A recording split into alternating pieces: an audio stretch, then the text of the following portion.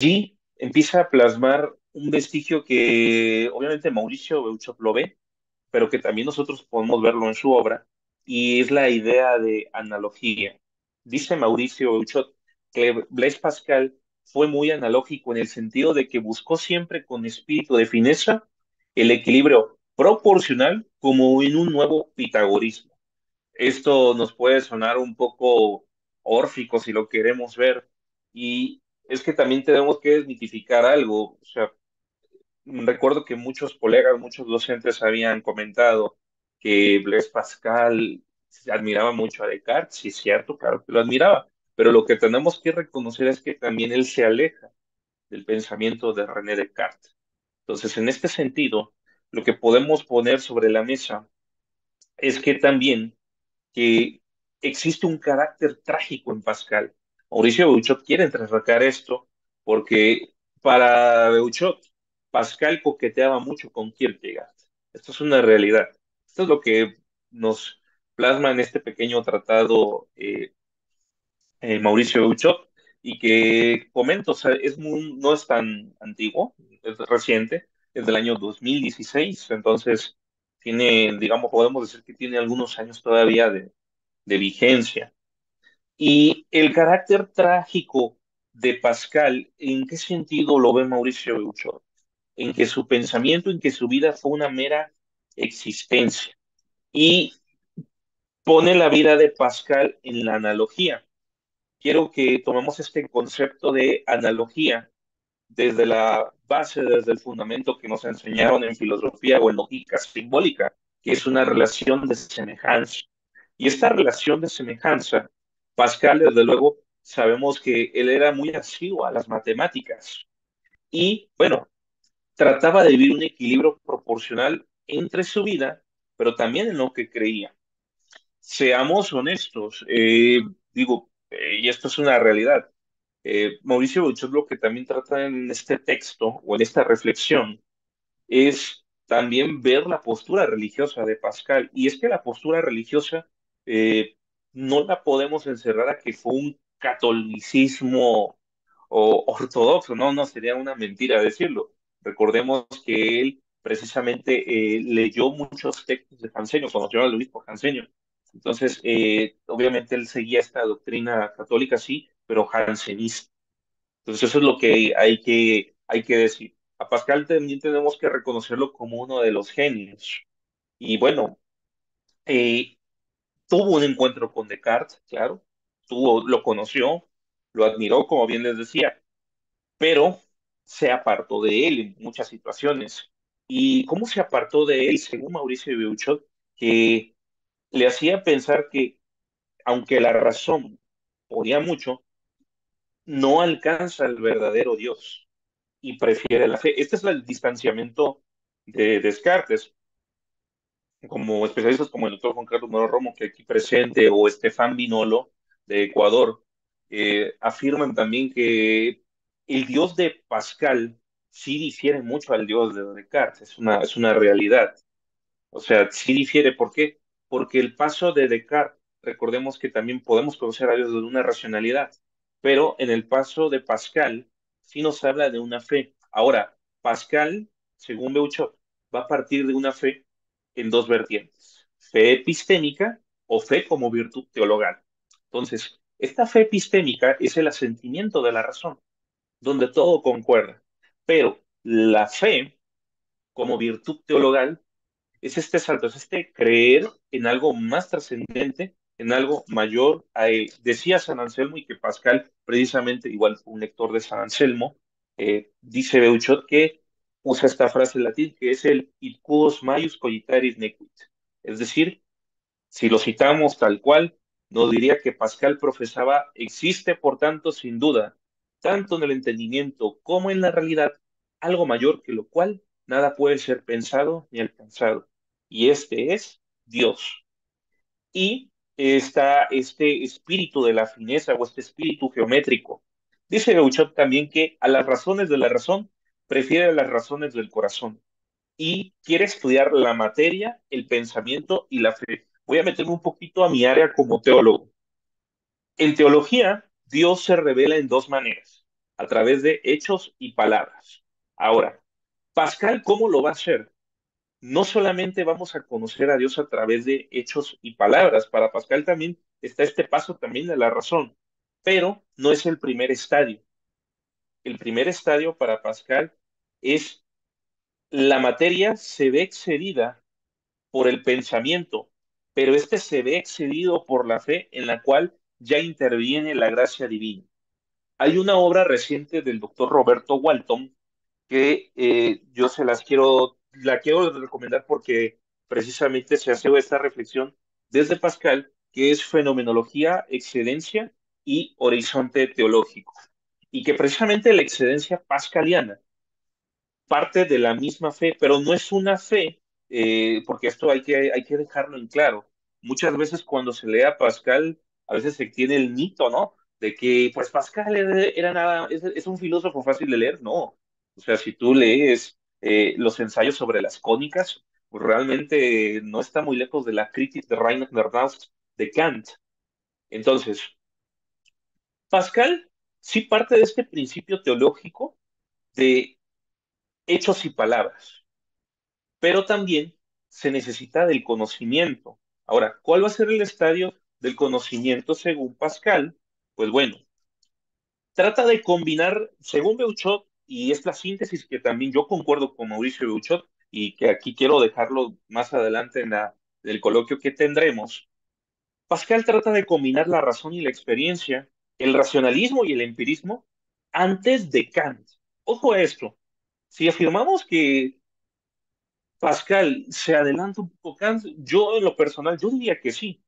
Cuando yo me encuentro con la crítica de la razón pura y me encuentro con los ensayos de Cónica, voy a mandarle al doctor Romo, igual para la universidad, para que lo compartan. Yo escribí un pequeño artículo que se llama Space and the Time en Kant y Heidegger.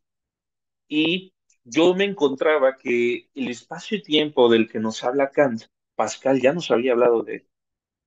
Y eso es interesante, porque ¿cómo nos había hablado de él? Pues bueno, yo me quedo mucho dentro de la biografía de Pascal con lo que él dijo el día de su muerte, en el año 1662, que Dios no me abandone nunca.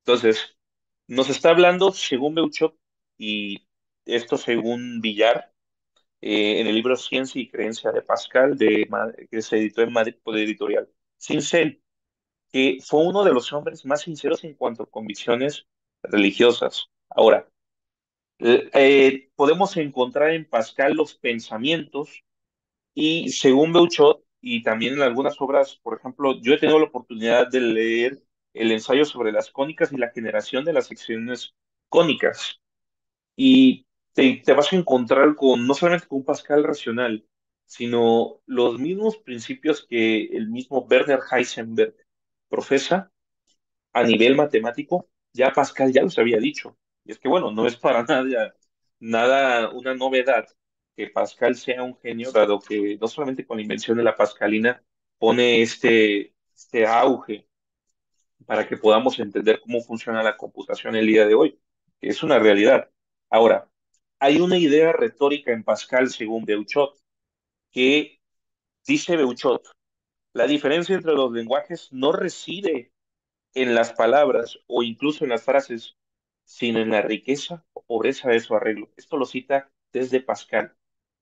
Repito, esta es pues la gran idea retórica de Pascal. Dice Euchot que la diferencia entre los lenguajes no reside en las palabras o incluso en las frases, sino en la riqueza o pobreza de su arreglo. Recordemos que la misma vida, eh, yo siempre he reflexionado esto, la vida del filósofo no va no va tan distante de su pensamiento. Los ejemplos claros, vemos a un Heidegger que dicen, oye, pues no solamente era él, no, también tenemos casos de infidelidad, casos de enfermedades venéreas, casos de trastornos psicológicos, psicóticos, pero obviamente eso se plasma en su obra, se ve en su obra, se ve en su escritura. En el caso de Pascal también se ve. ¿Cómo lo podemos ver? Porque lo creado es infinito y su relación con Dios le da figura. Es decir, también Pascal en su propia vida ve la mano de Dios. la puede ver desde su padre, un gran contador y que era un genio también, que obviamente esto se lo transmite a a su hijo, que en este caso fue Pascal. Recordemos que Pascal pierde a su madre y bueno, es esta parte. Y aquí el mismo Pascal va a citar Beuchot que hay una descripción donde el signo del ser es el ser del signo y donde Pascal ha desubstancializado la lógica del verbo ser. Se dice desde Pascal, el ser que no es Dios o no está en Dios solo puede ser figura. Así la naturaleza es figura de la gracia. Eh, Gracia como virtud. Ahora, la gracia, recordemos que es una infusión, es un don. Como en griego lo traducimos, es un dorón, es un regalo. Entonces, Pascal va a encontrar al Dios escondido en, podemos hacer algo que se le dice actualmente como una fenomenología del testimonio también. Por qué no? Porque en Pascal es el testimonio y él ante todo es testigo. Este concepto del testigo en teología, y si lo entendemos desde Pascal, no solamente es alguien que conoce, es alguien que practica, que profesa. Tanto así que, bueno, la vida de Pascal sabemos que pues él sí, él ciertamente terminó en la pobreza. Entonces, nos hablaba también de este desprendimiento total que él tenía en su vida. Entonces, esto es muy importante. Ahora, quiero leer, citar textualmente lo que dice Mauricio Beuchot. Dice Beuchot sobre Pascal. Podemos, por muchos motivos, podemos considerar el pensamiento de Pascal como analógico. Recordemos la analogía como esta relación de semejanza, como este dar y dar, este bis. Y tuvo una gran sensibilidad para la mediación, en primer lugar como pensamiento intermedio, entre el univocismo del racionalismo, por ejemplo, el de Descartes, y el equivocismo del escepticismo, por ejemplo, el de Montaigne. Y en segundo lugar, fue un pensamiento de mediación, pues tuvo una dialéctica extraña pero interesante, que conectaba a los opuestos reconociendo su conflicto e incluso sacando provecho del mismo para potenciar la parte buena de cada uno. Si nosotros nos encontramos, es que de verdad todo el mundo cree que nada más en el libro de pensamientos de Pascal, pues ahí está todo lo que dijo Pascal. No, yo me atrevo a decir, yo les invitaría que si se han topado con el ensayo de las cónicas, si tú no sabes nada de la vida de Pascal, lo primero que digas, bueno, este tipo es un hombre racional, es un hombre que ni siquiera hasta puede creer en Dios, pero no, es un hombre de ciencia totalmente, porque es un libro netamente donde vamos a ver el aspecto matemático, reflexiones físicas, reflexiones en cuanto a los mismos números, vamos a ver alguna que otra fórmula en el ensayo de las cónicas. Pero lo curioso es, ¿cómo es posible que Pascal, y es también a lo que hace Beuchot, cómo es posible que podamos acudir a él y podamos decir también, es un filósofo vigente, sí, es un filósofo que yo me atrevo a decir que hasta la fecha no ha perdido nada de vigencia y es un genio. Ahora, Pascal, dice Beuchot, no solamente cuestiona nuestra indolencia y flojera, sino por el mismo método que le imprimió para llevar por causas la argumentación lógica y sobre todo la retórica. Supo aludir a todo el hombre razón y corazón, intelecto y afecto.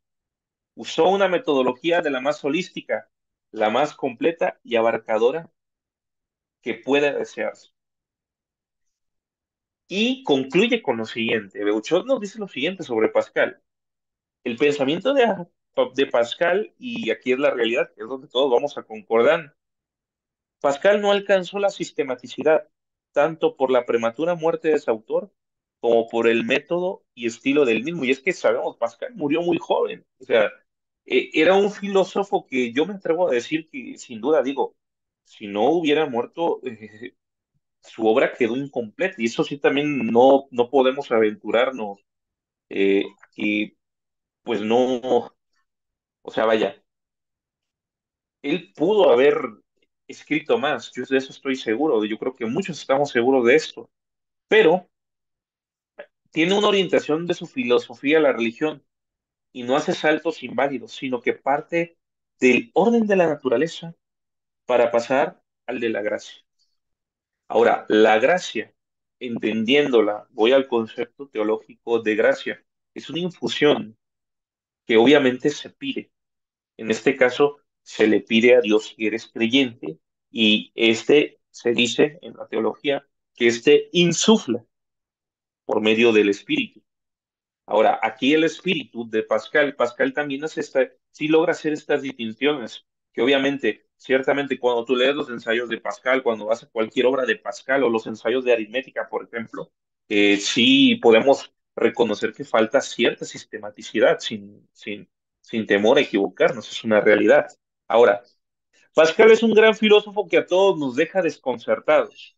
Claro, cuando nos adentramos en Pascal, nos va a dejar desconcertados y tiene una vena racionalista que dio gran admiración y tenía gran admiración por Descartes y este talante matemático que también tiene la beta existencial este emocional que le dio su fina sensibilidad.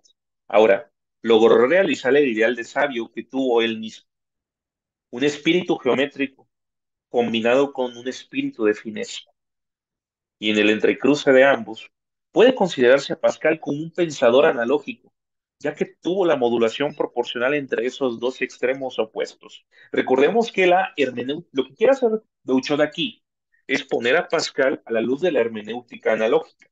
La hermenéutica analógica de Mauricio Beuchot, si recordamos bien y que debemos conocer también, o si no hemos escuchado de ella, es básicamente lo siguiente, es la interpretación entre varias posturas, entre dos o más posturas. Y obviamente vamos a entresacar en todas estas interpretaciones que está de fondo la verdad. Sí, esta verdad, esta leseya que conocemos, que también la podemos definir, sí.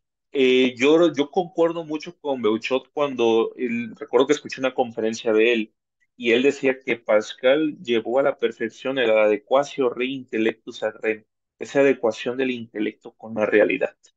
Sí, sí podemos decirlo. Ahora, hay un apartado muy bonito que de lo personal a mí me gustó, que Mauricio Beuchat, de hecho, lo pone como uno de los antecesores de la hermenéutica analógica, como uno de los precursores de la misma hermenéutica analógica. Y hay un grado de analogía muy apreciable. ¿Y por qué se le pone? Bueno, dice Pascal, el arte de persuadir consiste tanto en el de agradar como en el de convencer. Los hombres se gobiernan tanto por el capricho como por la razón. Esto lo dice Pascal y dice también de los pensamientos de Pascal en el numeral 24. La verdadera elocuencia se mofa de la elocuencia. La verdadera moral se mofa de la moral. Ahora, Pascal, ¿por qué cito esto? Porque hay una relación del espíritu geométrico con el arte de persuadir. Ojo, la persuasión, de hecho, hasta en mis casos como psicólogo, también existe la persuasión y existe la seducción. Y la seducción, la persuasión, es un término que se ha prostituido demasiado.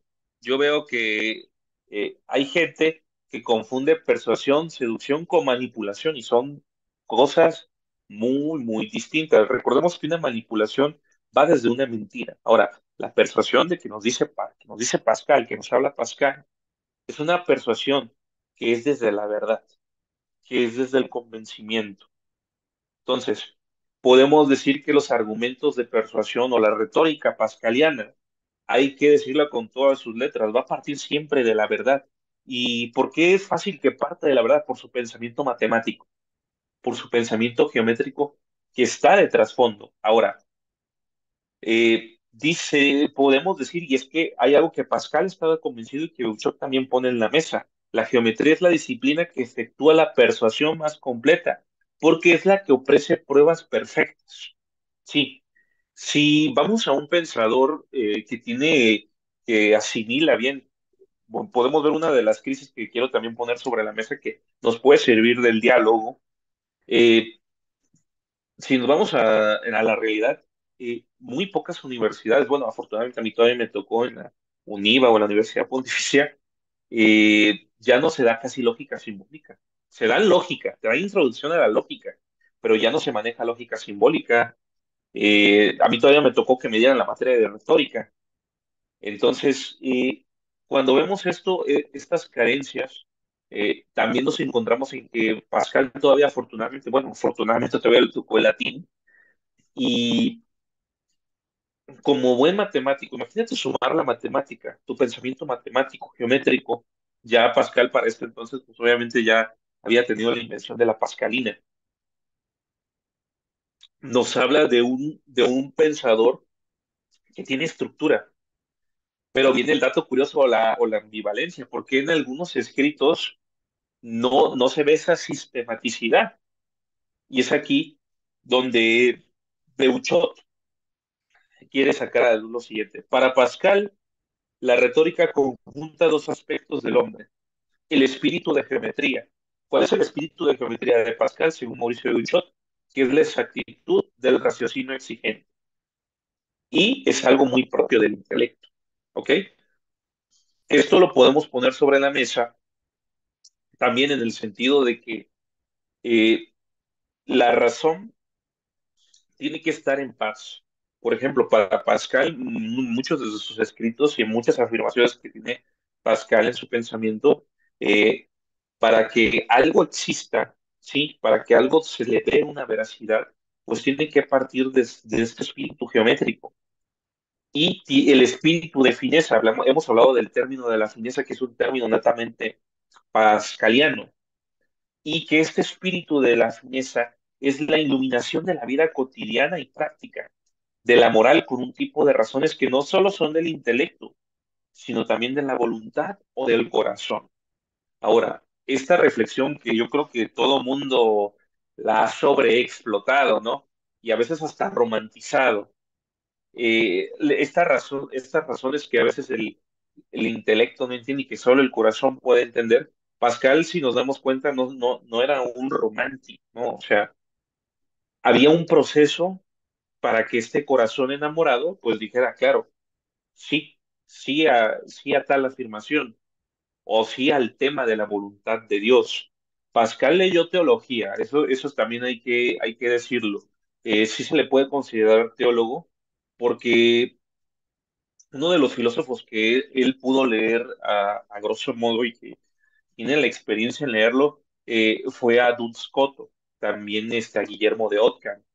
Entonces, esta escuela que él también aprendió dentro de la misma filosofía, él todavía los juicios lógicos, hasta en su propio pensamiento, él llamaba todavía definición nominal, que obviamente es un término netamente de Ockham.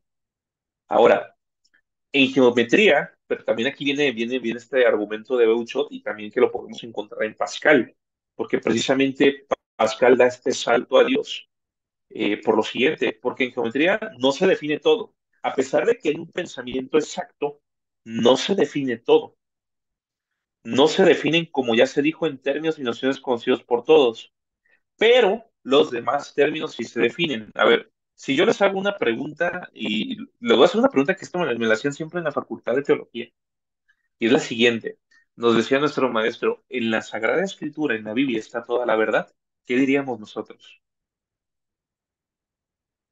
¿Está toda la verdad o no está toda la verdad? Claro, si somos muy racionales o si somos muy espirituales, muy religiosos, diríamos, no, pues está toda la verdad en la Sagrada Escritura. Y no toda la verdad está en la Sagrada Escritura. La Sagrada Escritura dice la verdad y en ella está la verdad, pero hay otros presupuestos como el magisterio y la Sagrada Tradición. Esto dentro del depósito de la fe en el catolicismo. Entonces, para Pascal, en la geometría se definía la verdad, pero no toda la verdad, o sea, en su conjunto. Es decir, parte de la Sagrada Escritura en materia de teología. Por eso para mí es muy importante aclarar este término dentro de la teología de la revelación o teología fundamental. Dios se revela a través de hechos y palabras. Y estos hechos y palabras eran prácticamente el presupuesto pascaliano también en su propia vida, porque obviamente él quería vivir esta vida que él pensaba, que él decía. casi, casi, de hecho, el tema de la participación divina la tenía muy clara desde San Tomás de Aquino. ¿Por qué? Porque una de estas vías que sabemos que es la participación, los grados de participación para Pascal, él podía participar de Dios desde el mismo conocimiento, desde este espíritu de geometría y de fineza. Entonces aquí viene lo interesante, el espíritu de fineza para Pascal tiene un arte de persuasión. Ahora, tiene una retórica y una elocuencia, según Beuchot, que es la comunicación perfecta mediante el lenguaje.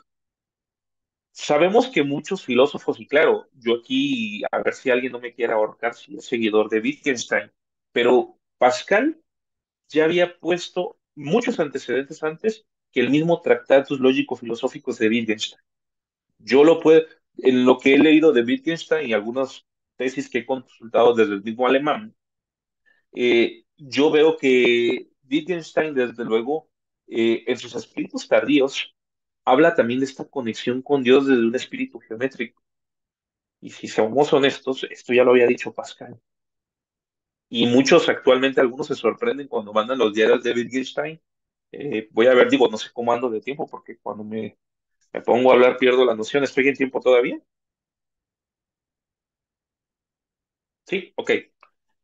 Wittgenstein pone también tiene una visión de Dios, Wittgenstein, muy similar a la de Pascal. Quiero, si me permiten, y si lo quieren escuchar, eh, voy a tener aquí a la mano, afortunadamente, yo subí un poquito esto.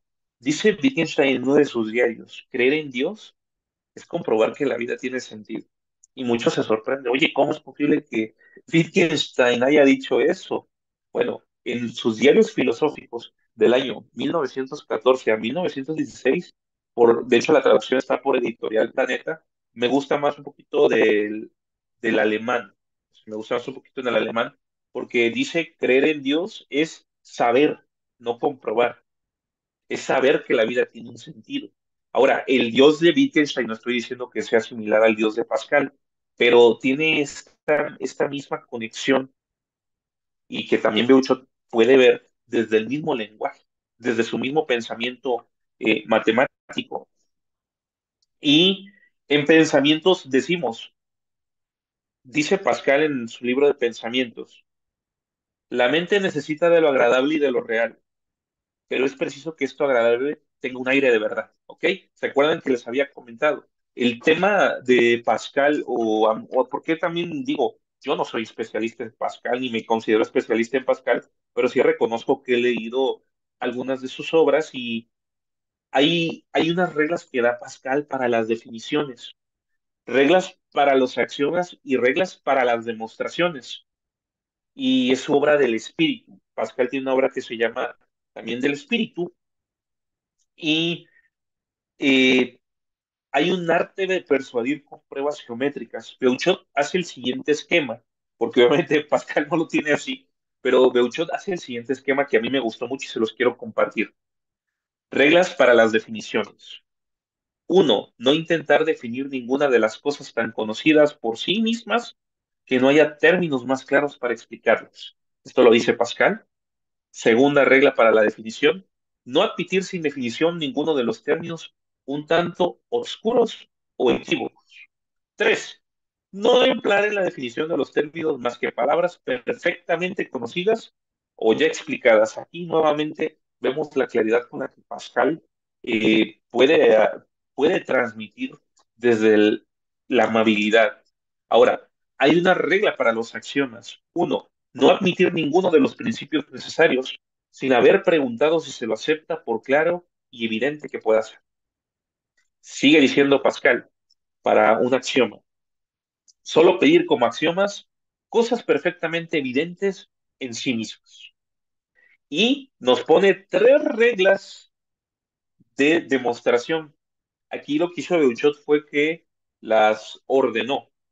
Y hay unas reglas para las demostraciones. Uno, no intentar demostrar ninguna de las cosas que son tan evidentes en sí mismas que no se tiene nada más claro para probarlas. Dos, probar todas las proposiciones un tanto oscuras y no emplear para su prueba más que axiomas muy evidentes o proposiciones ya aceptadas y demostradas. Y tres, sustituir siempre mentalmente las definiciones en lugar de los definidos, para no errar por el equívoco de los términos de las que las definiciones ha delimitado. Ahora, de estas 8 reglas que Pascal ha dado, el mismo Pascal nos dice lo siguiente: tres no son absolutamente impredecibles.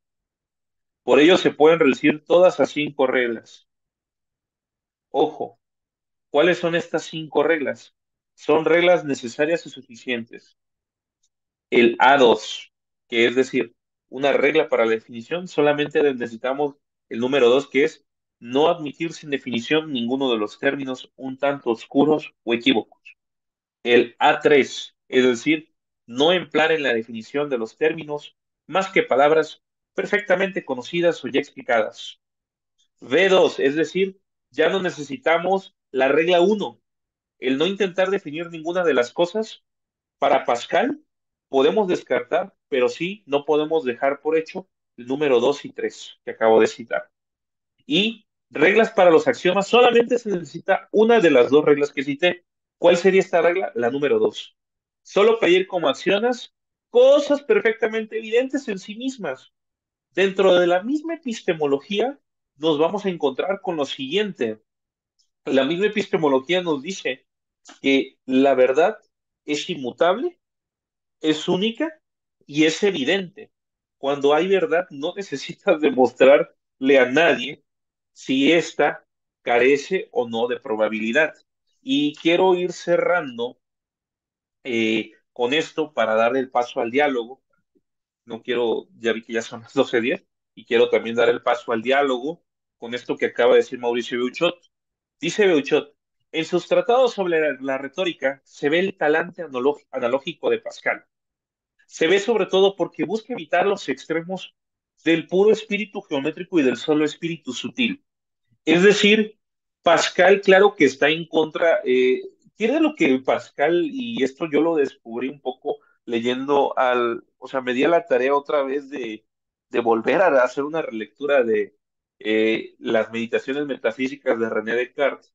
Y en conciencia, en efecto, si podemos afirmarlo, o sea, el Dios de Descartes nos va a partir de una racionalidad. Después, obviamente, nos va a llevar a esta parte emocional, según Descartes, pero Pascal no. Pascal quiere partir de la parte del corazón para dar ese salto de fe y obviamente, desde luego, comprobar la existencia de este Dios.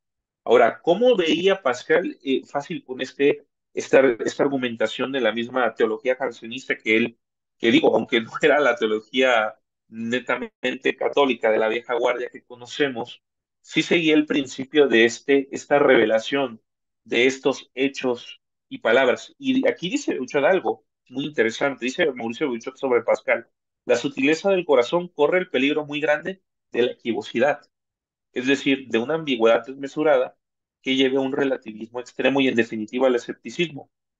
Y obviamente está Pascal luchando contra el ideal matemático de Bacon, Descartes, Hobbes y Spinoza, pero evita el escepticismo de Montaigne y otros. Colocado entre Descartes y Montaigne, Pascal trata de sortear tanto el racionalismo como el escepticismo. Ahora, son el cientificismo y el relativismo. Por eso busca la mediación de los dos espíritus, el equilibrio entre lo geométrico y la sutileza, y a veces lo llama el espíritu de la justeza. Entonces, vamos encontrándonos con esta virtud de la fineza, que va a revivir, dice Beuchot, que obviamente, si nosotros nos vamos al libro de Verdad y Método, de hecho al volumen 1, el volumen 2, yo siento, siempre he dicho que el libro de Hans-Jörg Gadamer, el volumen 2 es un poco más racional.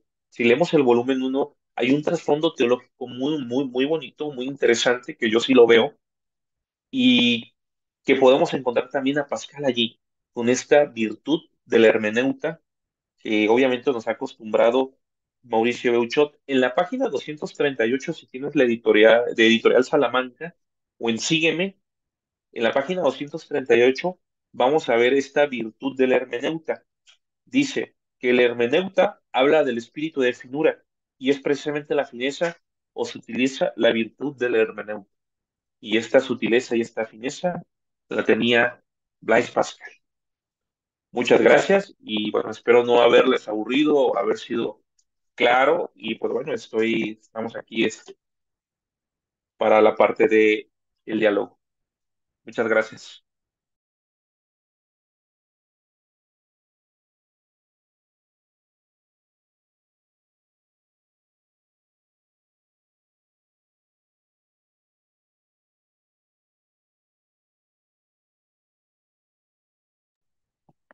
Bueno, no sé ahora lo que sigue para los...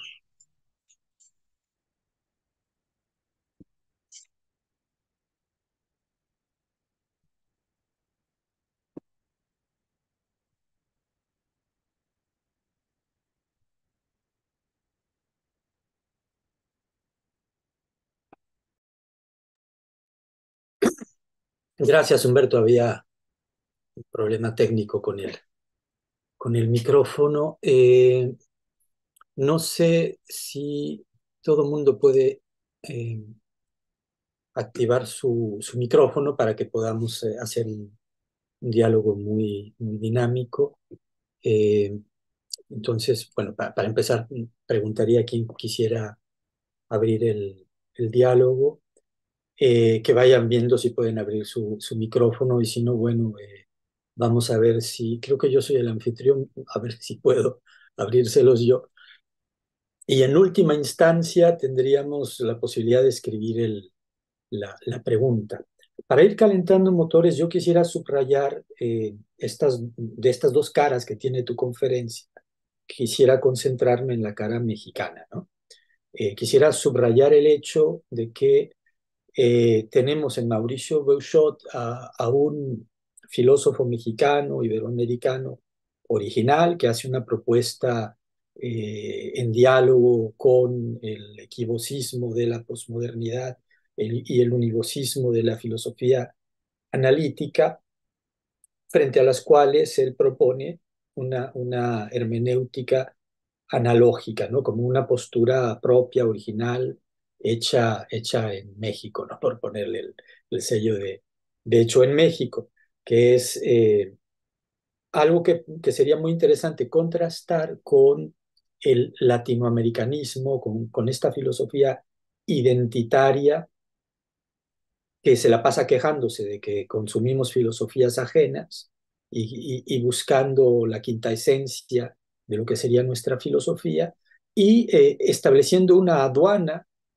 ¿verdad? Una aduana identitaria celosísima que rechazaría pues toda influencia externa para no mancillar la pureza de lo nuestro. Cuando precisamente en este libro Mauricio Bouchot, tú lo subrayaste, señala en Pascal una de las inspiraciones fuertes de su fenomenología analógica. Es decir, este filósofo mexicano es capaz de ser original bebiendo en la filosofía universal y bebiendo específicamente en la filosofía europea, ¿no? Me parece que es algo interesante de subrayar, ¿cómo ves?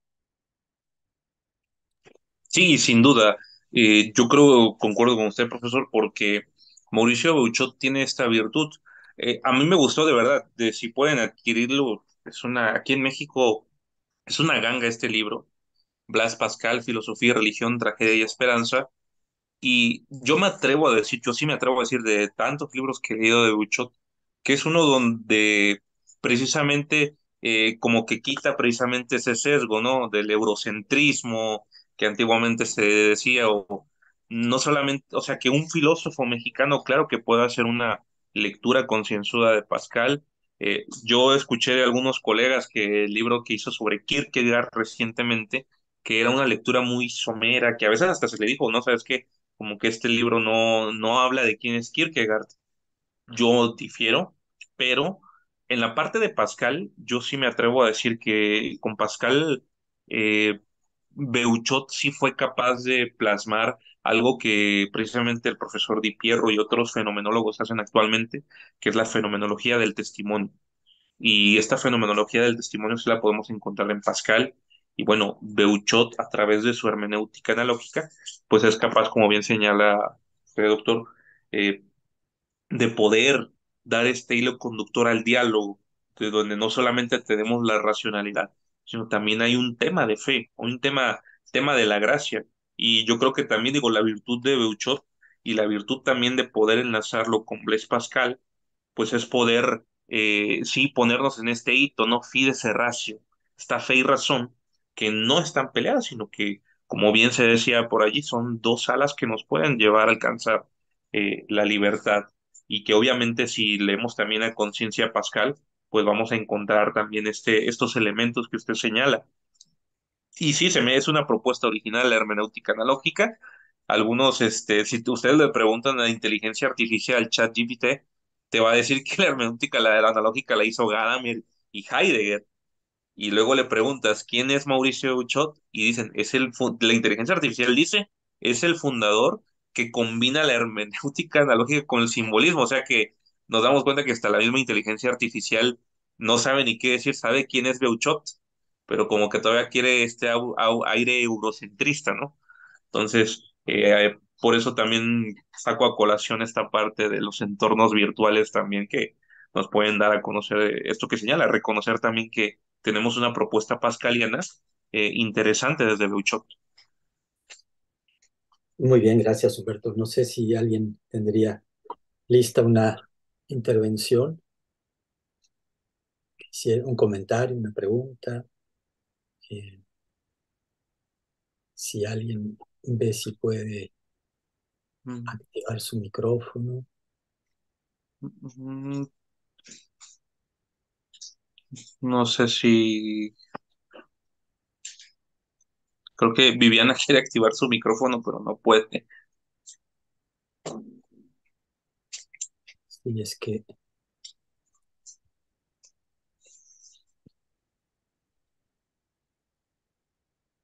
es eso. Ah, ya, ¿Ya pudo? creo que ya. Buenas tardes a todos. Buenas La tardes. verdad es que me disculpo primero porque me costó muchísimo entrar y, y entonces he entrado bastante tarde, pero por lo menos intervenir para felicitar a Humberto y saludarlo y decirle que realmente ha estado muy agradable su exposición y que me he quedado prendida de una de las frases que ha señalado que tiene mucho sentido y me parece muy contundente.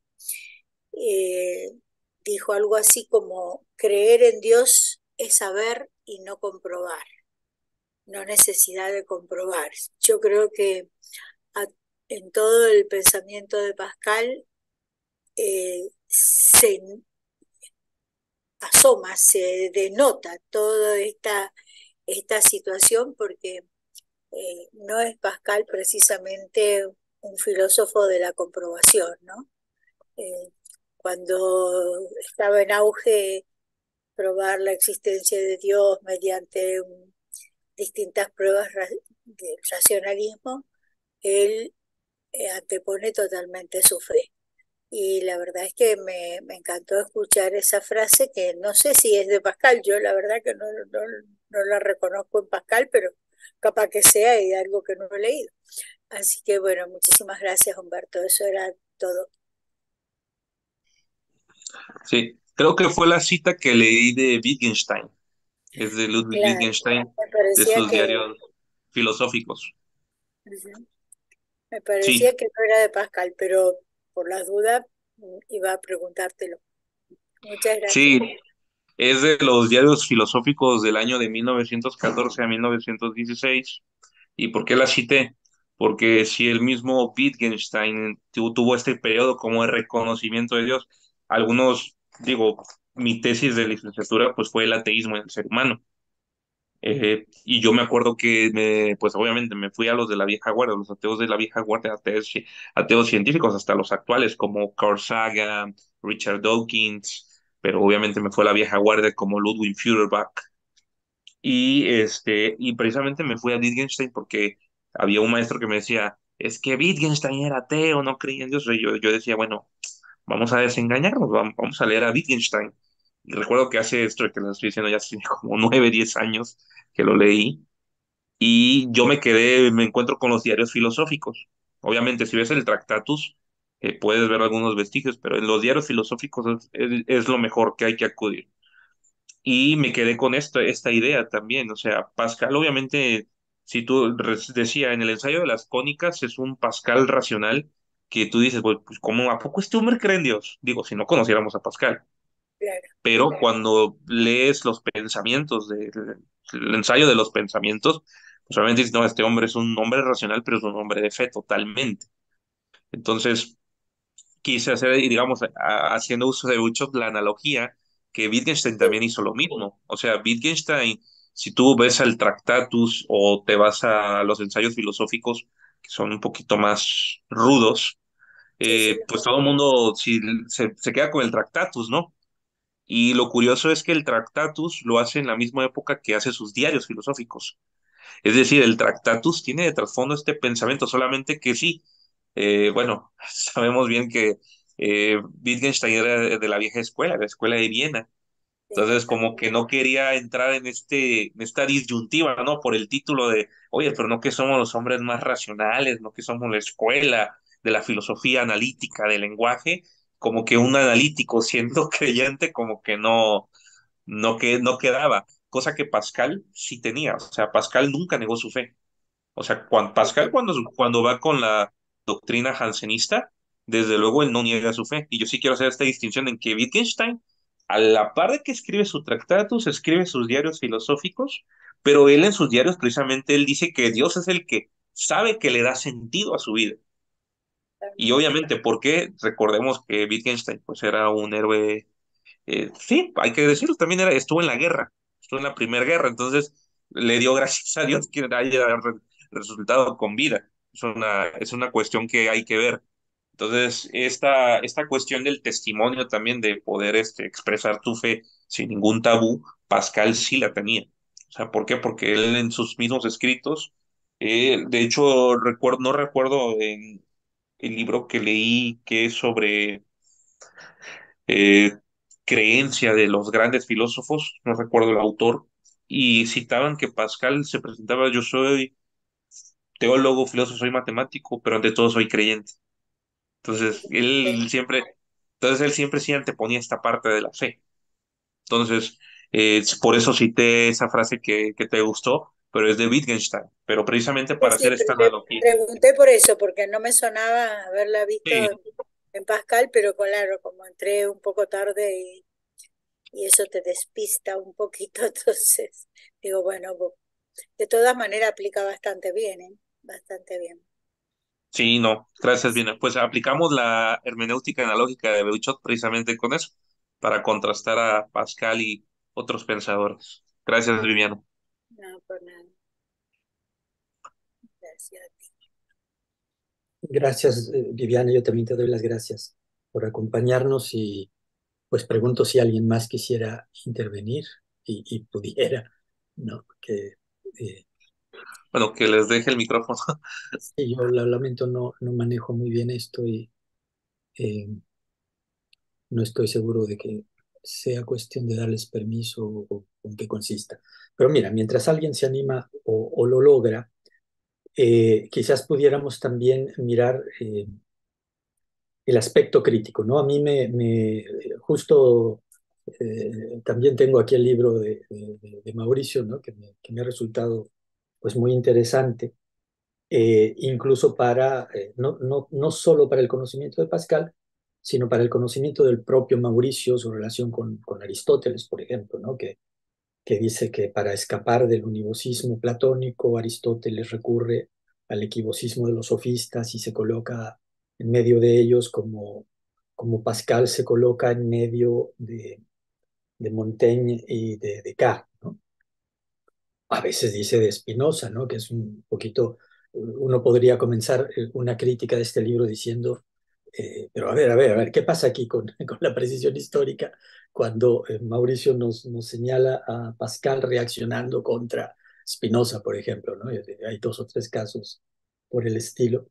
Eh, pero sobre todo me parece que de tener tiempo y un buen trabajo retórico, a mí me gustaría escribir un comentario de este libro haciendo puntualizaciones sobre Descartes, ¿no? Porque en todo momento Mauricio asume que Descartes es un racionalista. Y bueno, pues yo he mostrado en mi trabajo que él leyó y presentó públicamente que no, espérate, no, Descartes no es ningún racionalista. Eh, una de las afirmaciones de Mauricio que tú retomas en tu conferencia es que Pascal era admirador de Descartes. Esta afirmación, por ejemplo, podríamos analogizarla, ¿no? O sea, podríamos deconstruirla, desmenuzarla y ver que, bueno, pero vamos a ver, ¿qué significa eso de que Pascal es admirador de Descartes cuando, pues, en los pensamientos lo quiere asesinar, ¿no? Eh, Descartes inútil e incierto, toda su filosofía no vale media hora de trabajo, etcétera, ¿no? Entonces, bueno, para ser admirador, parecería más bien un admirador despechado. Vamos, para hacer admiración es algo raro, ¿no? ¿No te parece?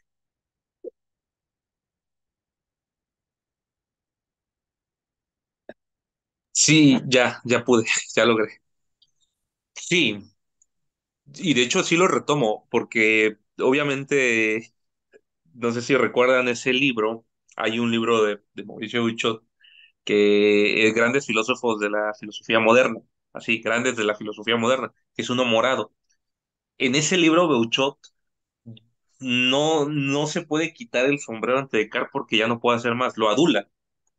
Y en este libro de Pascal, como ustedes bien señalan, profesor, y que también invito a que lo puedan adquirir, en este libro de Pascal, sí, obviamente, o sea, sí le da su lugar a Descartes, pero sí como que, oye, no, es que él era un racionalista. Sí, a mí se me hizo interesante, pero ya luego más adelante en el libro, porque eso también hay que, o sea, hay que decirlo. Para Descartes el conocimiento es neutro e igual en todas partes.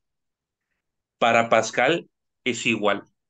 O sea, hay un punto donde también Beuchot hace esta conexión donde, ok, sí son muy distintos, pero también como igual usted decía, porque eso es otro tema. Sí, en su libro precisamente que usted escribió de la religión de Descartes, también usted puede señalar esta parte de que Descartes, pues no solamente era un filósofo racionalista, o sea, reducir al racionalismo, porque hasta la misma universidad ha reducido a Descartes al racionalismo, pues es negarle también la riqueza teológica que tiene el trasfondo de Descartes, porque hay una riqueza teológica de fondo, que yo también sí me atrevería a afirmar que si nos vamos a teología, yo lo veo en la perspectiva, la teología de Descartes a la teología de Pascal, sí la teología de Descartes sí es más afín a la misma teología católica, al fin formado por jesuitas, ¿no? Pero la teología pascaliana sí se va un poquito a esta parte netamente emocional. Por eso también Beuchot obviamente señala que hay una parte donde sí el corazón de Pascal como que puede caer en este equivocismo que también señala usted. Entonces sí hay que, yo creo que Pascal, como todos los filósofos, pero Pascal sí es un filósofo que si lo leemos a la luz de Mauricio Euchot, pues hay que leerlo con la luz de la apertura y también encontrar como estas ambivalencias o estos puntos. Obviamente yo lo que entiendo es que también Beuchot pone, pone en la parte racionalista a Descartes solo para contrastar a Pascal porque no creo tampoco que también Beuchat reduzca un racionalismo a Descartes. Se llama de verdad Grandes Figuras de la Filosofía Moderna, de Editorial San Pablo también, es un libro moradito. Si vemos el apartado de Descartes que le dedica Beuchat, o sea, de verdad, no puede ni ponerlo en trono de oro porque ya no puede más, o sea, le da su lugar a Descartes. Entonces yo creo que también hay que leer los otros escritos de Mauricio para igual contrastar. Obviamente, el de grandes figuras de la filosofía moderna es un libro que se edita aproximadamente en el año 2003-2004. Este de Pascal ya es en el año 2016. Entonces, digamos que la reflexión de Bouchot, claro, de tantos manuscritos que tiene, vamos a ver, hay un libro de él que es sobre la esencia y la existencia que se editó por Lunán, ya no está disponible para su venta, afortunadamente yo lo tengo, y el de el problema de los universales. En ambos libros también tiene una muy buena apreciación Beuchot por Descartes. El problema de los universales, que es un libro de 480 páginas. En este libro, Beuchot precisa que Descartes dice él, no solo es el filósofo racionalista, es la figura de la filosofía moderna, así le llama, la figura de la filosofía moderna, que actualmente, esto hasta podemos entrar en una cuestión, y la Fundación Javier Zubiri pone que no es René Descartes, sino que es Francisco Suárez. O sea, el doctor Carlos Sierra Lechuga se atreve a afirmar esto, que hasta hace poco hasta en mi propio perfil tuvieron una confrontación con un profesor de la UNAM, porque decían, no, ¿cómo van a decir que Descartes es el gran modernista? No, es Francisco Suárez. Entonces también Beuchot aclara esta parte, que la figura de la filosofía moderna no se le puede quitar a Descartes. Decía él que es uno de los pioneros, es la figura. Entonces, sí, a mí también sí se me hizo raro, esta anotación se me hace interesante, que también para quienes no han leído esta visión de Beuchot de Pascal, que sí, como que parece que se contradice, pero yo entiendo que Beuchot lo que quiere hacer es solamente contrastar a Pascal y a Descartes. Creo que hay Sí, una pregunta, sí, creo, pues sí, si quieres ir a la pregunta del chat. no sé si respondí un poco al comentario, profesor. Y no, yo estoy de acuerdo contigo, creo que es eso, es un ejercicio retórico donde precisamente le permite subrayar el contraste, ¿no? Dice pues Minerva Esther Moctezuma Almaguer.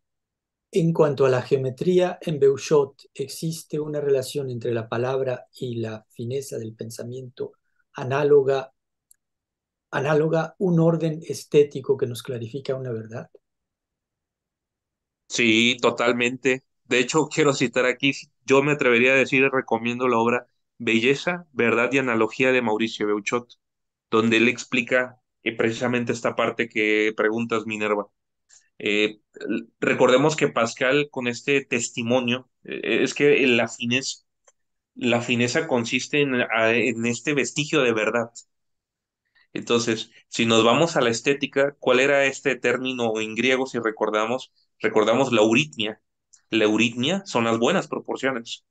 Entonces, cuando algo tiene buenas proporciones, cuando estamos en el tema del pulcrum, de lo bello, estamos ante uno de los trascendentales. Y que de hecho la misma metafísica, ese es el sentido de la misma metafísica, de la misma estética. La estética es una metafísica de la belleza. Entonces, si lo conjugamos con la misma analogía, sí podemos encontrar. Imagínense, la geometría es exactitud, la estética es pulcrum, es belleza, es un trascendental. Por trascendental, quiero hacer esta anotación. A veces por trascendental entendemos lo que está más allá de lo físico y no.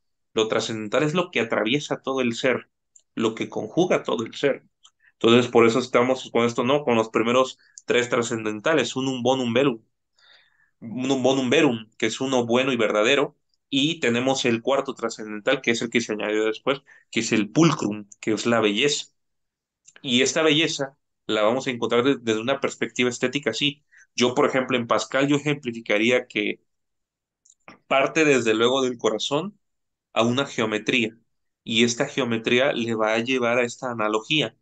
Es decir, yo acabo de precisamente dar el día de antier, di una ponencia sobre Javier Zubiri, su visión del hombre y Dios. Zubiri leyó a Pascal, de hecho, y la teología de Zubiri, que aunque se distanció un poquito de la misma teología católica, Zubiri cuando leyó a Pascal, él retoma este concepto de Pascal, donde Pascal se da cuenta que el problema no es Dios, o sea, el problema no está en Dios, el problema está en el hombre, es un problema antropológico.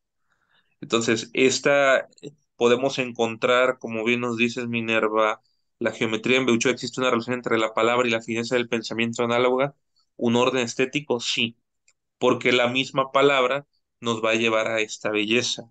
Y la belleza, a mí, bueno, de todas las definiciones de belleza dentro de la estética, yo me quedaría con la veritatis splendor, este esplendor de la verdad, y que Pascal es más afín.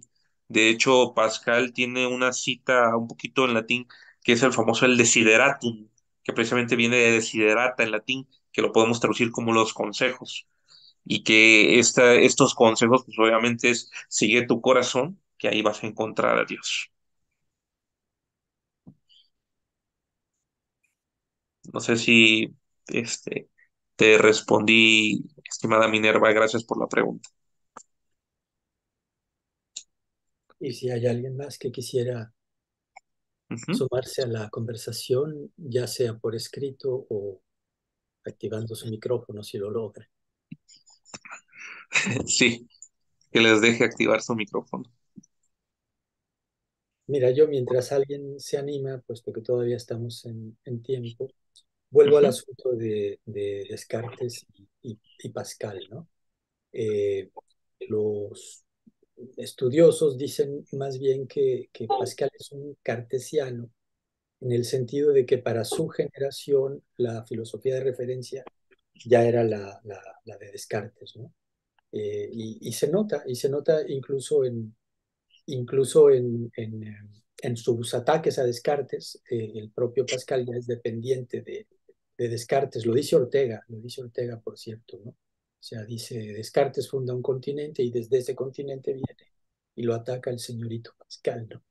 Eh, eh, y luego, claro, hay estas frases que son muy, muy certeras, muy eficaces, que dan la impresión de pues un Descartes de racionalista opuesto a un Pascal del corazón, pero cuando leemos con cuidado nos damos cuenta de que la razón que ataca Pascal es la razón discursiva y que esa razón no tiene nada que ver con Descartes, porque la razón en Descartes es una razón intuitiva y que el corazón de Pascal es el que le permite comprender los primeros principios y que esos primeros principios son precisamente los que permiten la razón intuitiva cartesiana, ¿no? Entonces, en realidad, la epistemología pascaliana se parece muchísimo más a la de Descartes que a la de la caricatura de Descartes que le estaría combatiendo en un primer plano, ¿no? Y entonces, bueno, para el historiador de las ideas esto plantea un problema de qué comprensión de Descartes había en el ambiente en el que se movía Pascal entre rivales de Descartes, porque él estaba entre unos matemáticos parisinos, pues, que le tenían mucha envidia a la geometría analítica de Descartes, ¿no? Cuya gloria, pues, opacaba la de todos ellos, ¿no? Incluso la del jovencito este brillante, que a los 16 años publicaba el Tratado de las Cónicas, ¿no? Entonces, pero entonces había esa influencia en todos los órdenes, también en el de la física. Cuando Pascal publica sus experimentos de física y entra en polémica con el padre Esteban Navidad, ¿no? Etienne Noel, eh, pues ahí también la física cartesiana entra mucho en cuestión, ¿no? Con cómo explicaría Descartes ese supuesto vacío, ¿no? Y las rabietas de Pascal para decir que no, que eso está vacío, ¿no? Que no metan entidades metafísicas en ese trozo de tubo de ensayo que se ha quedado sin aire, y etcétera, etcétera. Yo creo que parte de lo que usted dice, hay algo que no se le, o sea, sí a Pascal lo podemos ensalzar, pero digamos, vamos a ponernos un poco agudos en este seminario con Pascal también. Pascal coqueteaba mucho con Spinoza. O sea, Pascal coqueteaba mucho con Spinoza. Yo he leído algunos autores que hasta dicen que Pascal era un cartesiano reprimido. Y sí, en cierto sentido sí. ¿Y en qué sentido? Aquí leo nada más tres líneas. Dice, Pascal es consciente, como Spinoza, de que la ética que construyamos depende del concepto de hombre que tengamos. Es decir, la moral se basa en la idea de la naturaleza humana que se profesa. Entonces, obviamente esto es muy espinosista, se aleja de Descartes, pero a la vez Pascal no puede dejar a Descartes. O sea, hay una realidad. O sea, a Pascal no lo podemos entender si Descartes. O sea, yo me atrevo a decir esto porque si nos vamos a las meditaciones metafísicas de René Descartes y si leemos a conciencia el libro de los pensamientos de Pascal, sí vamos a ver o sea, sí hay muchos puntos de desencuentro, pero en la misma escritura, yo al menos en Pascal, yo sí me atrevería a decir en pensamientos, en su obra concreta de pensamientos, sí hay detrás un dejo de Descartes, sí hay detrás, o sea, aun aunque Pascal intente huir de Descartes, Descartes siempre va a estar ahí presente en él. No solo porque lo admiraba, sino que yo también, como decía en esta disputa, ¿no? Que actualmente dicen, es que Francisco Suárez es el verdadero moderno. Sí, yo digo, Descartes bebe de Francisco Suárez, de hecho, pero Francisco Descartes, pues obviamente es esta figura inevitable, sí, suena muy a superhéroe, ¿no? Como tipo Marvel, pero Descartes es inevitable para Pascal, o sea, Pascal por más que pueda quisiera huir de Descartes, y obviamente tiene sus puntos muy buenos Pascal en función de Descartes, pero con lo que usted dice, por ejemplo, estas afirmaciones de Ortega y Gasset, ¿no? Esta famosa europeización de la misma España, pues obviamente responde a este sentido de, ok, el jovencito, ¿no? El señorito. Eh, yo no me atrevo a decir o no me gusta hacer eso de qué filósofo es mejor que otro o este filósofo, a veces hasta con Marx. Yo me he atrevido a leer a Marx y digo, Marx sí, en efecto ha dicho algunas cosas que, pues sí, dice uno, pues como que no se puede aplicar a América Latina, pero hay cosas interesantes que también Marx dice y que no podríamos desvirtuar lo que ha dicho, como el mismo Heidegger, ¿no? Que siempre va a relucir en temas de controversia o si yo siempre lo saco a colación porque es uno de mis filósofos de investigación, pero que a fin de cuentas no podemos pasar desapercibido. O sea, estos puntos de discordancia o quién tenía la razón, yo creo que lo que tener Pascal a lo que nos invita precisamente inconscientemente, porque es inconsciente, pero sí lo hace, pues nos invita a seguir leyendo a Descartes. O sea, porque a fin de cuentas, yo de verdad, yo no entendería a Pascal si yo no leo a René Descartes, o por lo menos no me topé con algún texto de René Descartes, porque básicamente fue lo que leyó Pascal para iniciar su vida de genio.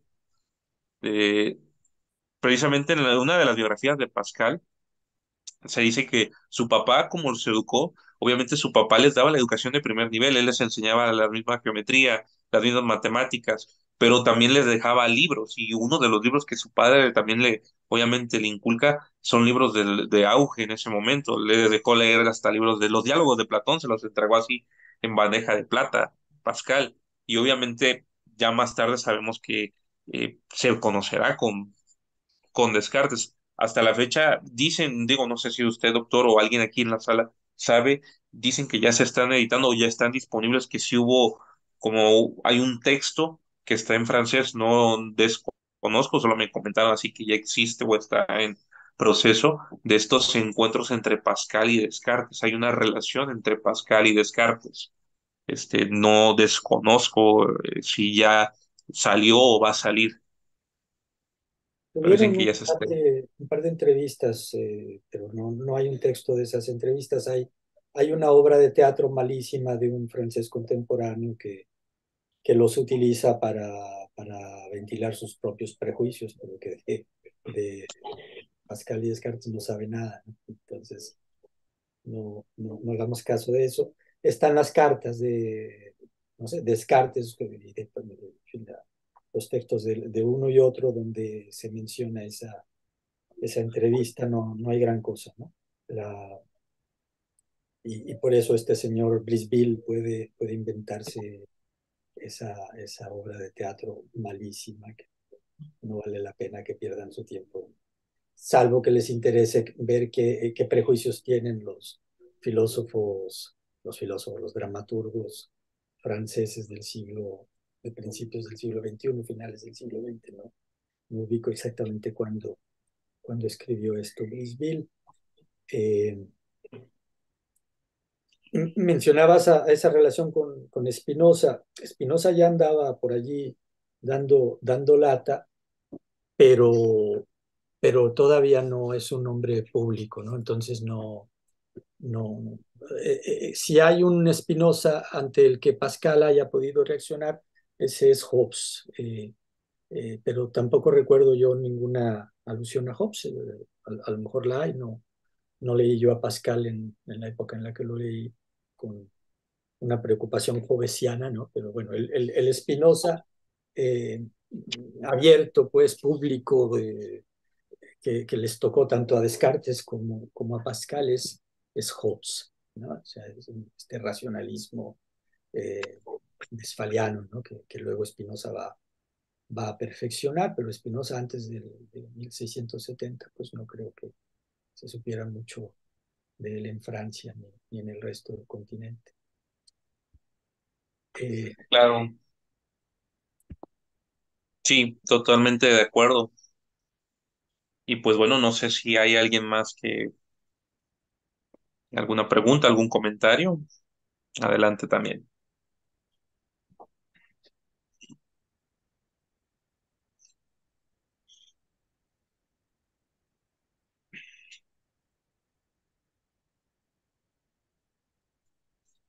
tengo que aprender a manejar Ya. esto.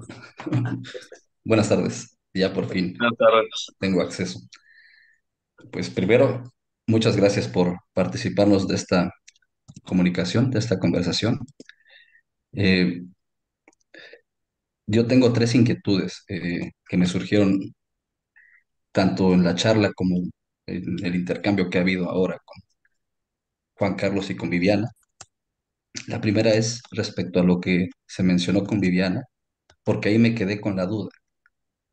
Viviana hablaba, me parece, de que la fe no es comprobar, sino creer, como la frase esta a la que se hacía referencia, y que después mencionaste que se trataba de Wittgenstein, pero recordaba que lo que habías mencionado era de que Wittgenstein dice creer en Dios es saber o comprobar, según la traducción, que la vida tiene sentido. Y era la cuestión de, me llamaba la atención en Wittgenstein sobre todo por esto de la vida tiene sentido. La pregunta por el sentido, sobre todo porque parece que tiene vigencia esta pregunta, eh, solo si no se parte de la fe en Dios.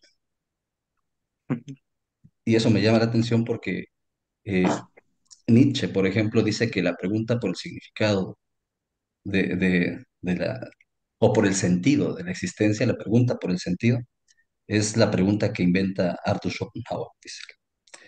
Y lo que señala con Arthur Schopenhauer precisamente es, o Schopenhauer dice que es la filosofía, es es una mundosofía. Se trata de la sabiduría del mundo y tiene que dejar, por tanto, a los dioses a un lado. Si se parte del teísmo, no se puede tener ningún progreso en la filosofía. Eso decía Schopenhauer, por ejemplo, respecto a esto y el problema de la vida tiene sentido. Un Schopenhauer, por cierto, que también se suele decir que influencia a Wittgenstein, no poco y sobre todo en esta época temprana de Wittgenstein. Esa inquietud solo es para precisar la referencia, esa Claro, primera. claro. Como había dicho, esta frase Wittgenstein la dice en el año de 1914, año de 1916. Entonces, si nos contextualizamos, estamos en el tema donde él ya estaba enlistado como soldado en guerra. Eso es lo primero, como precisión. Y obviamente cuando Wittgenstein dice esto en sus diarios filosóficos o líneas atrás, dice también que el hombre siempre va a buscar la verdad de una manera matemática. Entonces, esta manera matemática le va a dar sentido en Dios. Ahora, el Dios de que Wittgenstein nos está hablando es un Dios revelado, es la realidad. O sea, hay que también precisar eso. Entonces, este Dios revelado es como un fundamento universal, más que nada. No es el, por ejemplo, Pascal, y esto sí hay que precisarlo también, Pascal sí habla de un Dios revelado, o sea, de un Dios personal. Entonces, en el caso de Wittgenstein, habla de un Dios que le puede dar sentido, o sea, que quien cree en Dios es capaz de darle un sentido y un propósito. Pero mencionabas a Nietzsche, por ejemplo, Nietzsche, su experiencia de Dios, ¿cuál era? Era cerrar los ojos, colocar la caminata de las Valquirias de Richard Wagner, y este tipo entraba en éxtasis, Nietzsche. Y esa era su experiencia de Dios, desde el arte, de la música. Ahora, en el caso de Wittgenstein, como militar en plena guerra, pues obviamente a quién le podía dar gracias de que saliera vivo, pues este es el sentido. O sea, ¿por qué? Porque obviamente a sus compañeros de guerra en sus diarios filosóficos, Wittgenstein narra que obviamente él veía la guerra, o sea, veía todo el intercambio de armas, o sea, las balaceras, o metralletas, todo, o sea, porque a fin de cuentas estaba en estaba en la trinchera, vaya. Entonces, en esta trinchera lo increíble es que él sobrevivió. Entonces, no olvidemos también las raíces de Wittgenstein, un buen judío. Ni Wittgenstein tiene estas raíces judías. Entonces, a fin de cuentas, también sí había una creencia de él, pero ciertamente en sus diarios filosóficos, como bien señalas Jesús, es un Dios universal que te ha salvado y que por circunstancias le va a dar propósito a a tu vida que sigas viviendo.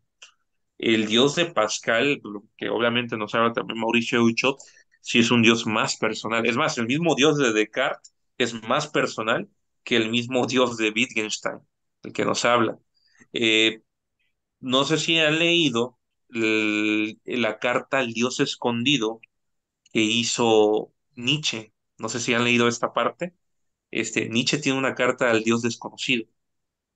Entonces, esta carta al Dios desconocido, por ejemplo, en lo que señala, Eh, de hecho, algunos hasta dicen, bueno, pues, ¿cómo es posible que Nietzsche haya escrito esto? Que obviamente la vamos a encontrar en la Buschbart das Wehrmachtist. Dice aquí, Dios ha muerto y ha influido en el pensamiento de muchos ateos. Ahora, Nietzsche dice lo siguiente, cito, dame amor, ¿quién me ama todavía? ¿Quién aún me da calor? Tiéndeme manos ardientes, dale un brasero a mi corazón. Ofrécete, sí, entrégate a mí, tú, el más cruel enemigo. ¿Huyó? Él mismo ha oído mi único compañero, mi gran enemigo, mi desconocido, el Dios verdugo. Vuelve otra vez, vuelve a mí, al último solitario. Mis lágrimas a torrentes discurren de cauce hacia ti y encienden en mí el fuego de mi corazón por ti. Vuelve a mí, Dios desconocido, mi dolor, mi última suerte, mi felicidad. Este es el fragmento póstumo de Friedrich Nietzsche sobre Dios. Son 2397 fragmentos y bueno, este es un ensayo precisamente que apenas salió en el siglo XX, se dio a conocer, y es de la Durchsatz, que son los ensayos de Nietzsche. Y esto es lo que dice Nietzsche también sobre Dios. Entonces, lo que podemos tras- transmitir aquí es que el tema de Dios, tanto en Pascal como lo estamos viendo, es un tema vigente en los filósofos contemporáneos. Y recordemos que uno de los temas de la misma fenomenología y la filosofía de la religión es sea afirmar a Dios o también negar su existencia, pero también el tipo de Dios. Creo que siempre hay que hacer esta distinción. Me gustó mucho Jesús que este tema, ¿no? Porque es normal la inquietud. Bueno, Wittgenstein, creyente en Dios, sí, sí es creyente en Dios, pero no es el Dios quizás personal revelado que alguien pueda creer como la persona de Jesús o un mismo Alá en el Corán. Ujú. No sé. Me impresiona todo esto que se comenta, sobre todo. Sí, mencionas que Wittgenstein estaba en la trinchera y que estos diálogos son de ese tiempo de la Primera Guerra Mundial. Y también es en la trinchera donde escribe el Tractatus Lógico-Filosóficos. Sí, eso es lo Que, curioso. que cuando cae preso, Wittgenstein, Russell va a mandar a intentar liberarlo y él más bien lo único que le interesa es que llegue el Tractatus a Russell para que sea publicado. Y me llama la atención porque en el Tractatus no se menciona a Dios, ¿no? Sino por el contrario, es solamente un pasaje muy breve a la ética y hacia el final, de lo que no se puede hablar, es mejor callar, dice. Entonces, regresando a la frase que él mencionaba, no sé si la frase por sí mismo pruebe de que Wittgenstein cree en Dios o que lo que dice él es que el que cree en Dios no tiene ya este problema del sentido. Ya está, digamos, satisfecho. Por eso hacía el puente con Nietzsche y Schopenhauer. Que por otra parte, Nietzsche, sus últimas palabras que le conozco respecto a esto es que él mismo se llama el bufón de Dios. Dice, él es el bufón de Dios, se lo dice en una carta a Cosima Wagner, después de decirle en esa carta que él ha sido Buda, ha sido Cristo, ha sido César, ha sido incluso recientemente Wagner, y en el fondo no soy, ha sido Dionisos, y en el fondo no soy más que el bufón de Dios, dice Nietzsche, ¿no? Respecto a esto. Por lo demás, de las oraciones, está la oración del ateo, ¿no? De Unamuno, pero la que a mí me Claro, llama la atención es la oración del escéptico, de Schopenhauer, que es por lo que estaba vinculando. Es la única, lo único donde me encuentro a Schopenhauer empleando a Dios, digamos, dentro de su pensamiento, y es cuando dice, la oración del escéptico dice, Dios, si existes, salva mi alma, si la tengo. claro.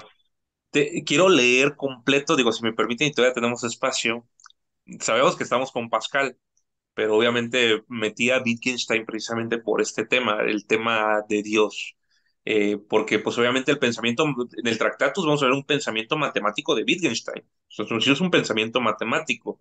Entonces así como que, ah, caray, y en esta misma época están los diarios filosóficos. Aquí tengo, por ejemplo, una foto, este es de mi biblioteca. Este es el diario filosófico de Wittgenstein por Editorial Ariel. Si quieren, se las mando al doctor Romo. Este libro está muy bonito y quiero leer, no es muy larga, pero lo que dice Wittgenstein con la frase completa en todo el contexto. Dice Wittgenstein en su diario filosófico el 11 de junio de 1916. Creer en Dios quiere decir comprender el problema del sentido de la vida. Creer en Dios quiere decir ver que los hechos del mundo no son todo. Creer en Dios quiere decir ver que la vida tiene un sentido. Yo les decía decir ver que la vida tiene un sentido, saber en la traducción del alemán. Y el mundo me es dado. Esto es, mi voluntad se allega al mundo enteramente desde fuera, como teniéndolas que haber con algo acabado. Dice entre paréntesis Wittgenstein, que es mi voluntad es cosa que todavía ignoro, que este tema sí lo plasma en el Tractatus, la voluntad. Ahora, de aquí que tengamos el sentido de depender de una voluntad extraña. Por eso les decía, aquí ya es la parte donde Wittgenstein puede saber, sí creo en Dios, pero no es en el Dios Jesús barbado, en su trono y con ángeles, no. Tengamos el sentimiento de depender de una voluntad extraña, sigue haciendo referencia a Dios. Sea como fuera en algún sentido y en cualquier caso, somos dependientes y aquello de lo que dependemos podemos llamarlo Dios.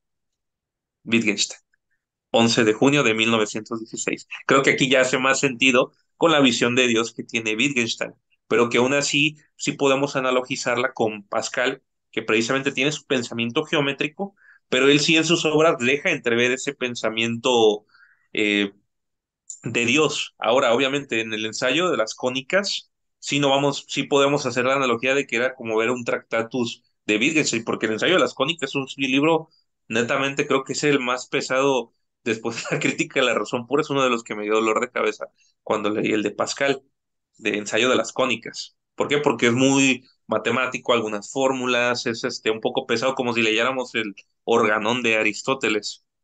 Entonces sí, sí, por eso creo que quería así citar, esta es la frase completa. Si gustan, pues se las mando al doctor Romo para que se las comparta y la bibliografía también, que es de Editorial Ariel y también la tiene Editorial Planeta, está en dos traducciones. Editorial Planeta tiene los diarios de Wittgenstein y Editorial Ariel. Muchas gracias. Sí, sin duda, creo que sí, precisa bastante el tener el contexto de la frase. Eh, ahora también quería pasar a a lo que estábamos dialogando con la estructura de Mauricio Beuchat entre el univocismo y el equivocismo, esa metodología de la hermenéutica analógica que empleaba con Platón, Aristóteles, Platón sofistas, Aristóteles, que es el ejemplo para Beuchat, que él dice que no es tal cual el creador, sino que pues eso es tan viejo como Aristóteles, ¿no? También recuerdo que arroja a la analogía hacia aquellos tiempos, y que después con Pascal se encontraría entre Descartes y entre Montaigne, por ejemplo, y que también al principio mencionabas que te recordaba a Kant, un Kant que también se encuentra entre, se suele decir, el dogmatismo racionalista y el escepticismo inglés, ¿no? Se encuentra entonces hay una especie de medio también. Kant. Después se mencionó que Pascal era admirador de Descartes, pero Juan Carlos nos recordó que hay afirmaciones respecto a Pascal que parecería que la admiración al respecto sonaría raro. Y creo que quizá ahí podría ser que se encontraría alguna señal pertinente en esto que hace Pascal, que es que a pesar de que se encuentre influenciado por Descartes o que se encuentre en el suelo cartesiano, digamos, de la geometría y de no pocas ciencias, de hecho ese ensayo sobre las cónicas, que es solamente una página, ¿no? También me llama la atención, es solamente una página.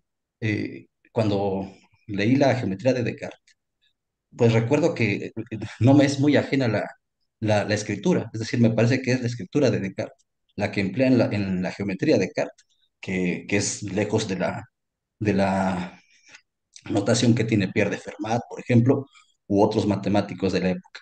Y Descartes sí está más en relación con Desargues, que también está Pascal, digamos, en esta vinculación. Entonces, yo lo que pensaba ahí con esto que mencionaba Juan Carlos es, si no la señal es que a pesar de que Descartes es el genio que es, la grandeza del hombre, sin embargo, no puede ser tal como para que ocluya a Dios, para que haga que no tenga yo más bien que, frente a esa grandeza, sin embargo, no obstante, recurrir a Dios. Ok. Digo, Eh, esa sería la inquietud que tendría eh, respecto a esa cuestión, nada más me la planteo si es que eso sería posible. Y por lo demás, de lo de la analogía, regresando a Schopenhauer, me llama la atención que 165 veces aparece la palabra analogía en el mundo como voluntad y representación. Y él dice que el método de su filosofía es precisamente la analogía cósmica le llama. claro. De hecho, hay un texto que creo que te puede encantar, o sea, porque hay un texto que se llama Lucha de Humanidades, es de Mauricio Euchot, es un ensayo que le dedica Schopenhauer a Mauricio Euchot, y que precisamente digo, sabemos que Mauricio Euchot, no solamente como filósofo, sino también como teólogo creyente, como sacerdote al fin, pero sí también se quita el sombrero ante Schopenhauer, porque también digo, lo padre de la hermenéutica analógica o lo que plasma la hermenéutica analógica es que no se va a descartar a ningún filósofo, sea la creencia, sea la posición, no se puede descartar a ningún filósofo, y eso es lo maravilloso. Yo creo que también en Schopenhauer se le ha juzgado a veces, digo, hay cosas con las cuales no podemos concordar, pero Schopenhauer también, como bien señalas, por ejemplo, en Parerga y Paralipómena, también él señala, o sea, Schopenhauer habla de esta analogía y la analogía como fundamento, o sea, sabemos que la analogía eh, como principio de la misma lógica de la estructura filosófica, sin la analogía básicamente no podíamos hacer nada. O sea, es como decir, a Platón, claro que le debemos o sea, si hay alguien con quien estaría en deuda la Iglesia Católica sería con Platón y Aristóteles, sí, sí, sí, habría que decirlo. Yo a veces hasta usé una frase que la exégesis, la hermenéutica bíblica le debe mucho dinero o regalías a Filón de Alejandría, de verdad, o sea, le debe, está en deuda porque precisamente se parte de esta analogía, de esta relación de semejanza. O sea, sí, sí estaría bien plantearlo. Igual, algo que me gustó también que planteaste ahorita es sobre esta admiración. Y platicando igual con el doctor Roma hace un momento, es lo mismo, o sea, no Pascal, vamos a decirlo así, a ver si no me ahorcan aquí algunos que sean pascalianos de hueso colorado, pero de verdad que Pascal está en deuda con Descartes. O sea, a Pascal no se le puede entender sin Descartes. ¿Por qué? Porque, como bien señalas, aunque el ensayo de las cónicas es un ensayo racional, más que una autoría original, como bien señalas, sí está impregnado del cartesianismo. ¿Por qué? Porque quizás el ensayo de las cónicas es de sus primeros trabajos y que obviamente, pues, al de alguien tiene que partir. Entonces, obviamente, este distanciamiento entre Descartes, que después se da, igual injustamente, Pascal quizás señaló a Descartes como un mero racionalista, como ya se había comentado en su momento, o sea, no, o sea, Descartes también es un filósofo que te puede llevar a la misma teología. También otro punto que señalas que también concuerdo contigo en la parte del kantismo, o sea, del lo kantiano. O sea, Kant, de hecho, le dedica un apartado a Dios en la crítica de la razón pura. A mí me gusta mucho porque él también dice, a ver, es que con el argumento anselmiano no es suficiente, con el argumento ad simultáneo no es suficiente. Entonces es donde va a poner a Dios en el tema de lo numénico. Lo puedo pensar, pero no lo puedo conocer, porque no es inabarcable, no es abarcable en mi mente. Entonces, obviamente, esta cuestión con Kant, ahí, si Pascal se hubiera encontrado con Kant, pues yo creo que lo va a mandar a freír espárragos, porque no estaría del todo de acuerdo con él. Entonces, esto que señala sí para mí es muy importante y obviamente, ¿por qué lo señala? Y según Beuchot, según la posición de Beuchot, sí es posible tu planteamiento. ¿Por qué? Porque estás haciendo la hermenéutica analógica. O sea, es poner a la luz al filósofo en las otras posturas. Eh, si a mí, digo, a mí en lo personal, si a mí me preguntan, uno de los mejores libros de Arthur Schopenhauer, que obviamente todo el mundo como representación y voluntad, sí, claro, su magno, pero Arthur Schopenhauer, donde podría entrar en diálogo con Pascal en el arte de ser feliz. Porque vamos a ver en el arte de ser feliz, si yo que he tenido la oportunidad de leer este texto, yo sí puedo, me atrevo a hacer una analogía con Pascal, en que allí Schopenhauer plasma esto existencial, este plano existencial, y que le puede dar también sentido a su vida de la misma analogía y en el cosmos. De hecho, aquí en México, José Vasconcelos, en La raza cósmica, hace mención a Schopenhauer por lo mismo, y hace mención a Nietzsche. ¿Por qué? Porque sí le debemos a ellos un poco este tema de la analogía. Y te digo, ahí está el texto, se llama Lucha de Humanidades o de la Ética, que ahí Mauricio Buchot le dedica este apartado a Schopenhauer. Y sí, sí, sí vale, o sea, sí es todos los planteamientos, Jesús, gracias, sí. Pues muchas gracias, no sé, dejo la palabra también para no ocupar tanto el micrófono. Gracias. Claro, sí, no sé, digo, al contrario, yo les pido nuevamente disculpas, ya ven que llegué tarde, así que estamos reponiendo los minutos que no dimos inicialmente. ¿Alguien más quisiera intervenir?